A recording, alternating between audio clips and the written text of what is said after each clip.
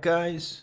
So today I'm going to talk about choosing your homeopath and what aspects of his training and professional perspective and knowledge and competence you should be looking at.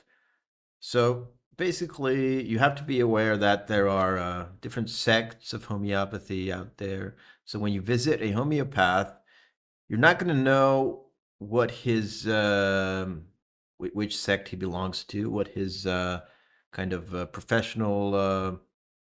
It can be very different. What how they analyze a case. It can be very different. Like it can be night and day, and it can be like different, even different. It's going to look like different sciences, even, right? It had like maybe not even having anything to do with each other. They might be so different. If you take just two random homeopaths and look at how they work, so it can be very different. And these sects also criticize each other, right? And they attack each other. Uh, just like in any other field, this exists in any other field, right? And so when you go to a homeopath, you really have to be careful. Like, I mean, you don't have to. Yeah. I mean, you do have to be careful because a lot of these homeopaths are just wrong, right? Some of the sects are just simply wrong. They're not uh, adequate. Their training is based on falsehoods, and they're just less likely to be able to cure you. So, as a patient, you should look into the homeopath you're visiting. Like, what sect does he belong to? Okay, this is very important. So let's look at. I mean, I talked a lot about this before, but there's like the British. There's the British, um, like we can call them eclectic homeopaths, or the British kind of New Age group. Like I don't know what to call them. And then there's like the group of homeopaths who want to stick to kind of some principles, or stick to principles, or establish a set of principles. They have this desire to do that. Okay, there's a group of homeopaths who want rules in homeopathy, and many of the other sects say that oh, we should be able to do whatever we want. Okay, basically that's like the dumbed down version of this kind of conflict. Okay, so there's a group that says that we want standards, and there's a group that says you can do whatever you want. Somebody comes out with an idea, and in the homeopathic community, like a way to prescribe remedies, and then starts talking about it, and then we should accept that as fact, right? And there are the homeopaths, and there are various versions of this. So, like, there's immeasurable number of groups who have all these ideas, and then there's a group of homeopaths who says we need to establish scientific standards. Okay, so that's like the dividing line, mainly. Of course, it's much more complicated than that, but that's the gist of it. So, of course, in Britain, I'm not saying British homeopathy is all nonsense. There's also homeopaths in Britain who practice correct homeopathy, and there's also a lot of nonsense. So, and basically, the nonsense comes from like the old guard, a couple of members of the old guard in Britain, people who started this movement of anything is allowed, and they started bashing people like Kent. I always talk about Kent. So people like Kent, who is the second father of homeopathy, considered to be, and one of the greatest theorists.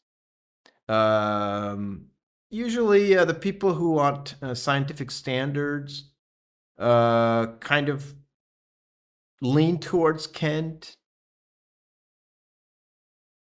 You can have scientific standards without Kent, but Kent is one of the representatives of a down to earth, sensible way to practice homeopathy, and people gravitate towards him in the camp where we want standards, and then this British people, the sect, the British group, they base their identity kind of around bashing Kent and saying that he had a cult, and that people who want scientific standards in homeopathy are also in a cult, because not just because, but partly because of they follow Kent and whatever. So it's a very it's a very complicated situation. But you might need to know this as a patient. You could ask your homeopath, "What do you think about Kent?" Right? Tell me your opinion about Kent. And then if he says he Kent was the father of homeopathy, one of the fathers, then it's a good sign. And then if he says like he had a cult and whatever, then that's a bad sign, right? That's a bad sign. Not because Kent is like the be all end all, he's the god or whatever. It's because it's characteristic to this group that they like to bash Kent for some reason. I have no idea why it's Kent. I don't know. I don't know why it's Kent. So yeah. By the way, if you don't know who Kent was, he was a homeopath in America in the 19th century, considered to be the second father of homeopathy. And so basically, that's a big part of what you have to know. So, and I mean, you can stop watching here, but I mean, I just want to shed some light on this debate. It might be boring for non-homeopaths. So after this point, if you're a non-homeopath, you can stop watching. But I have some quotes from Peter Morel. I've been just reading his stuff lately. It's interesting. And his quotes on Kent and other British homeopaths. So let's see what Morel says. Morel is not a strictly speaking classical scientific homeopath, okay? But he's one of the better eclectic ones, I think. Let's see what he says. Kent also created the first coherent, persuasive, and highly influential philosophy, which has largely gone unchallenged within the movement. It was formulated as a synthesis of Swedenborgian mysticism and the more romantic portions of Hahnemann's organon and the miasm theory. However, as quickly became apparent, Kent's homeopathy was rooted in a rather dogmatic and puritanical attitude and seems to derive from a pedantically scholastic and uncritical reverence for everything Hahnemann wrote. Okay, so was there a pedantic reverence? I'm not sure, because you tell us all the time that he deviated from Hahnemann by giving higher potencies. He gave higher potencies than Hahnemann. So what about that? Is that an uncritical reverence? You tell me. So eclectic homeopaths, please comment below this video and I will reply to you. And you can even come on this channel and we can have a debate, a dialogue, not necessarily a debate, but at least we could have dialogue. I don't think it would hurt homeopathy but unfortunately, I'm sure none of you are going to take me up on that. Yeah, so that's a falsehood. Okay, that's a falsehood. Um, and Swedenborgian mysticism is a form of Christianity. I am not a Christian, but reality, which is human health, which is part of reality, cannot be divorced from cosmology, right? The basics of your cosmological worldview determine how you look at a patient, right? If you're a materialist, you're going to treat a patient very differently from a non-materialist. So the important thing here is that Kant was a non-materialist. He believed in higher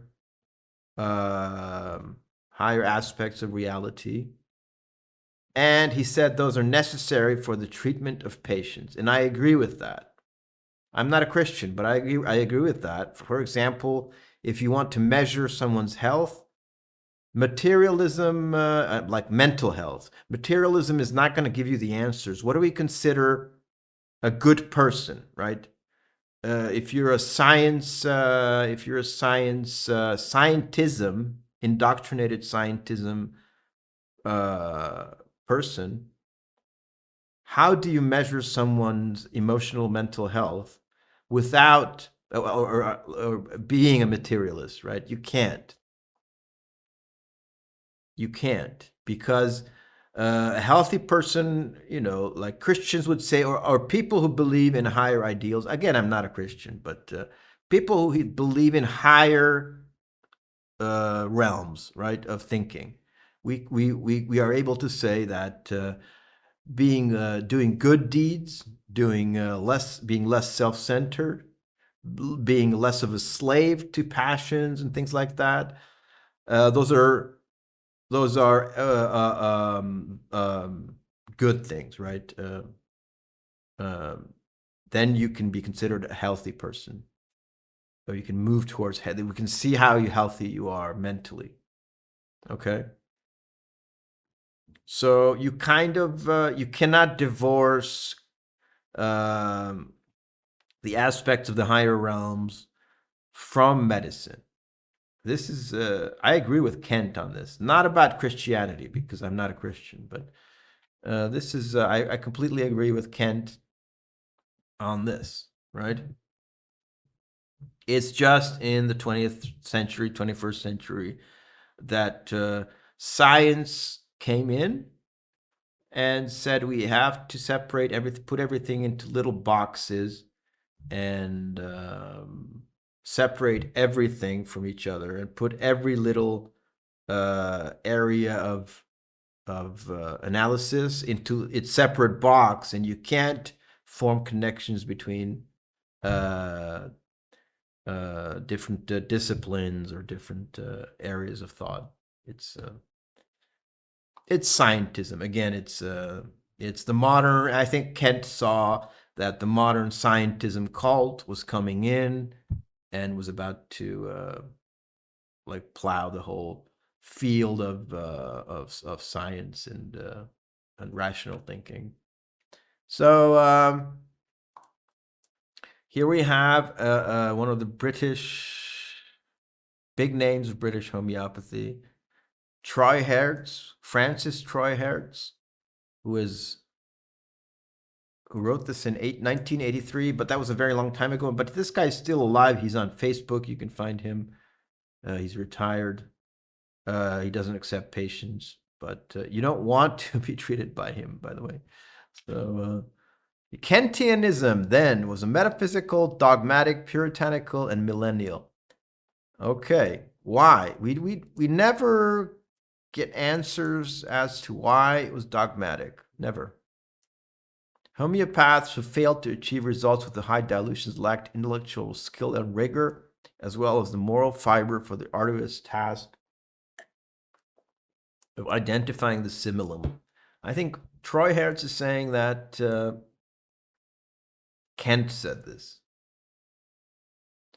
And if Kent said this, then I agree with Kent. Yeah, finding the simillimum,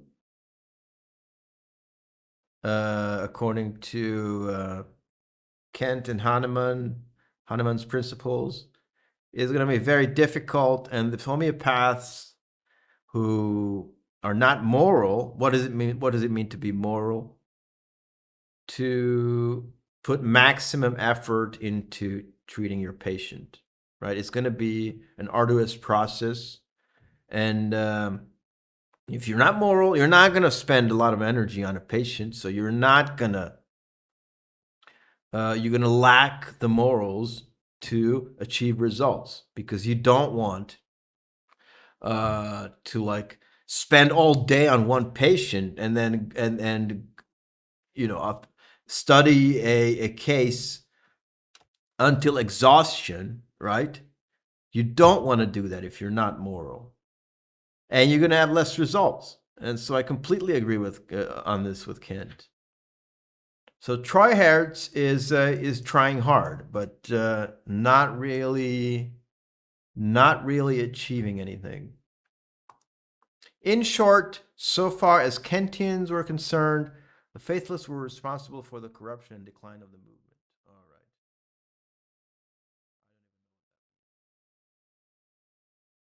So, of course, he talks about, Morel also talks about Schmidt and Vithulkas. Vithulkas, of course, is a big proponent of Kant, which is not a problem at all. As a follower of the Christian mystical sect of Swedenborg, Kent delivered a blend of harmoniums organon. Okay.